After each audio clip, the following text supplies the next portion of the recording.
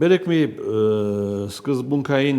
կետից սկսենք եւ հասկանանք հայ-ադրբեջանական բանակցություններում time out է թե կանգ է առել։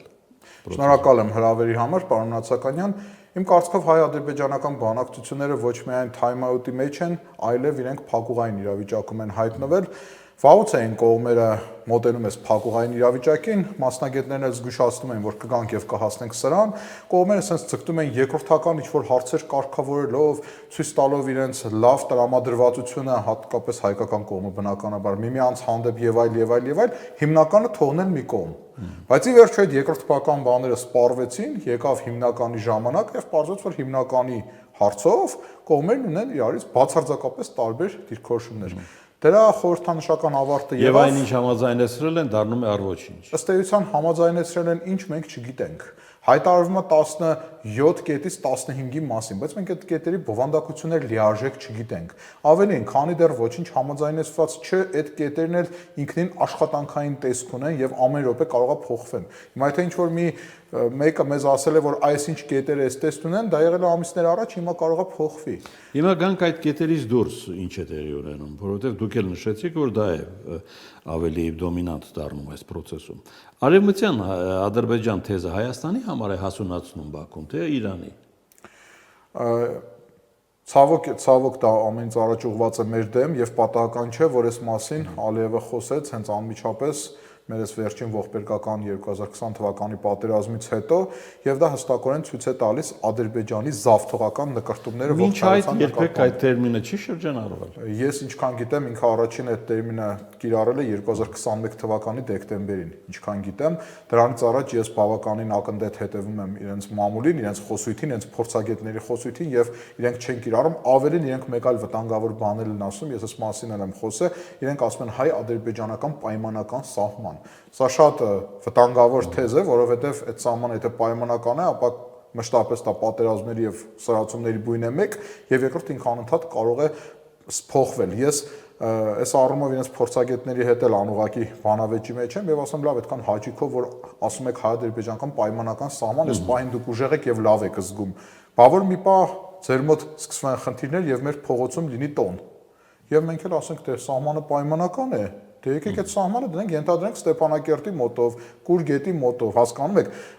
դա շատ երկսայրի սուր է, երբ որ դու ասում ես, դա Պանդորայի արքղ է, որը բացում ես եւ չի կարող ոչ ոք ասել, թե ուր կհասնի։ Հիմա տեսեք ռուս-ուկրաինական պատերազմը 2022 թվականի փետրվարին, երբ որ սկսվեց, ով կմտածեր, թե փետրվարի 25-ի դրությամբ պատերազմից մեկ օր անց կունենանք այս արունակամանող եւ ծանր վիճակը, երբ որ Ռուսաստանը փաստացի մտել է գոյաբանական պայքարի մեջ, ես այս մասին ձեր ստուդիայում շատ եմ խոսել։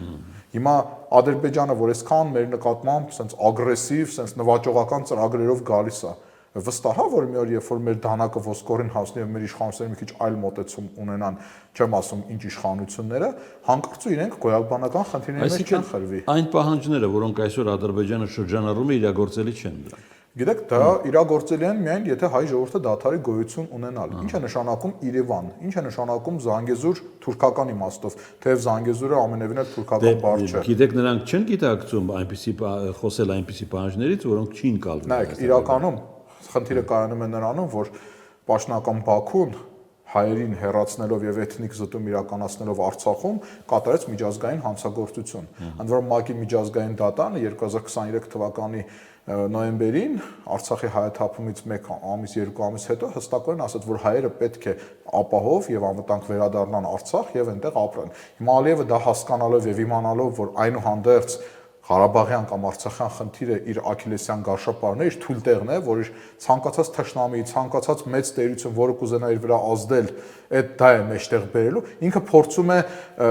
մարտը տեղափոխել մեր դաշտ։ Այսինքն մեր համար խնդիրներ ստեղծել, որ մենք միշտ խոսենք, ոյ չէ, Սյունիքը մերն է, ոյ չէ, Զանգեզուրը մերն է, ինքն էլ վերջում sense մեծակով ասի, դե լավ, ձերն է, կանոնեցինք 0։ Այսինքն ինքը ասում է մեր դաշտ, Որպեսզի մենք լավագույն դեպքում 0-ի վրա կանգնենք, թույլ չի տալիս, որ մենք անցնենք իր դաշտ։ Հետո տեսեք, ինչ հետաքրքիր ենք բան են անում, չէ՞, ասում են, այ եթե դուք ուզում եք արցախահայերը վերադառնան, դե իրենք ասում են Ղարաբաղի հայերը, ապա դուք էլ ադրբեջանցիներին ընդունեք ձեր մոտ։ Բայց հիմա արդյոք սրանք հավասարժեք են։ Չէ՞ որ 80-ականների վերջին, երբ որ ադրբեջանցիները գնացին, ստացան գույքի փոխհատուցում, վաճառեցին իրենց գույքը, դրան հակառակ, երբ որ 2023 թվականին հայերը հեռացան Արցախի հանրապետության տարածքից, դա միջազգային հանցագործություն էր եւ ՄԱԿ-ի միջազգային դատարանն էլ դա ամրագրել է։ Իսկն համարժեք չեն էս փաստերը։ Կարևոր հանգամանք է, այսինքն Ալիևը իր ժամանակն է սպասարկում, թե հետնորդի մասին էլ է մտածում։ Գիտեք, Ալիևը միշտ է մտածում իր հետնորդի մասին, սա մեկ, միշտ Ընդ որում իր թույլ տեղն է այդ հետնորդի խնդիրը, որովհետև դատելով որոշակի տեղեկատվության պատառիկներից իր տղան այն դեպքում լիարժեք պատրաստ չէ այնպիսի մի բարդ պետության ղեկավարումը իր վրա վերցնել, ինչպիսին Ադրբեջանն է։ Երկրորդ, գիտեք, ժամանակները շատ սննդած են փոխվում եւ երրորդ սերունդը մեկ կլանի դա կարող է խնդրահարույց լինել։ Օրինակ, տեսեք, Սիրիայում 2 սերունդ կարողացան պահել, Կադաֆին 1 սերունդ կարողացավ պահել, Սադամ Հուսեյնը 1 սերունդ կարողացավ պահել։ Հիմա արդեն հավակնությունը կա 3-րդ սերունդի։ Ալիևի մոտ միշտ էս խնդիրը կա։ Գիտեք, այստեղ մեկ ուրիշ բան է կուզեի ասել։ Ի տարբերություն մեր շատ ղեկավարների, այստեղ մի քիչ ներհայաստանյան քննադատություն անեմ։ Ի տարբերություն մեր շատ ղեկավարների, Ալիևը իր բոլոր թերություններով եւ իր մարդազերծ, այսինքն իր ագրեսիվ քաղաքականությամբ հանդերձ ինքը Ադրբեջանը դիտարկում է որպես իր անձնական կալվածք։ Այն դեպքում, երբ որ մեր երկրի շատ ղեկավարներ Հայաստանի Հանրապետության ղեկավարության այդ 10-ամյա շրջանը, որ կարող են իրենց բաժին հասնել, դիտարկում են որպես